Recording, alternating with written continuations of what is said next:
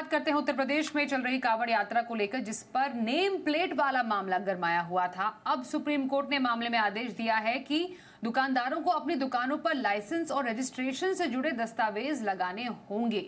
इस आदेश पर यूपी सरकार का बयान भी सामने आया है, जिसमें कहा गया कि दुकानों पर नेम प्लेट लगाने से किसी को कोई दिक्कत नहीं होनी चाहिए। दिल्ली से हमारे सहयोगी अरविंद सिंह है, उनसे पूरी डिटेल्स लेते हैं। अरविंद, जरा बताइए, सुप्रीम कोर्ट के फैसले में इस पूरे मामले में क्या कहा गया है? देखिए, सुप्रीम कोर्ट में आज जो सुनवाई हुई है, कोर्ट ने इस बात को अहमियत दी कि कांवड़ियों को अपनी धार्मिक मान्यताओं के लिहाज से रेस्टोरेंट चुनने का हक है। उन्हें इस बात की जानकारी होनी चाहिए कि जिस दुकान पर वो खाना खाने जा रहे हैं, क्या वहां पर साल भर शाकाहारी खाना मिलता है या फिर कांवड़ यात्रा के दौरान ही वो नॉनवेज खाना बंद कर देते हैं और शाकाहारी खाना शुरू कर देते हैं।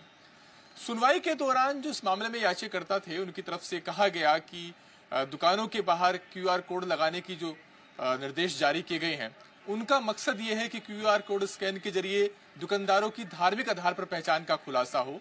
और ये जो निर्देश हैं, ये पिछले साल दिए गए सुप्रीम कोर्ट के आदेश की मूल भावना के खिलाफ है, जिसमें सुप्रीम कोर्ट ने यह साफ किया था कि किसी भी दुकानदार को उसकी पहचान उजागर करने के लिए बाध्य नहीं किया सकता। और उन याचिकाकर्ताओं का कहना था कि अगर ये मान भी लिया जाए कि कांवड़ियों को अपनी धार्मिक मान्यताओं के लिहाज से रेस्टोरेंट चुनने का हक है, जाहिर तौर पर उनका ये हक बनता है और वो चाहते हैं कि शुद्ध शाकाहारी खाना मिले। पहली बात तो ये कि कांवड़ यात्रा रूट के दौरान जो खाना परोसा जाता है तमाम रेस्टोरेंट पर, वो शाकाहारी ही होता है। इसके बावजूद अगर किसी ग्राहक को शक है तो वो मेन्यू कार्ड देख सकता है और खाने की क्वालिटी का संबंध मेन्यू कार्ड से है, न कि उस दुकानदार के मालिक से। हालांकि सुनवाई के दौरान सुप्रीम कोर्ट ने कई सारे सवाल किए। कोर्ट ने कहा कि लोग अपनी धार्मिक मान्यताओं के लिहाज से रेस्टोरेंट चुन सकते हैं। वो ये चुन सकते हैं कि उस रेस्टोरेंट में जो खाना परोसा जा रहा है उसमें किन किन चीजों का इस्तेमाल हो रहा है, और वो ये भी जानने का हक रखते हैं कि आखिर जिस खाने को परोसा जा रहा है जिस रेस्टोरेंट पर, क्या वो साल भर ऐसा ही शाकाहारी खाना परोसता है या नहीं। तो ये सारे कोर्ट के सवाल थे।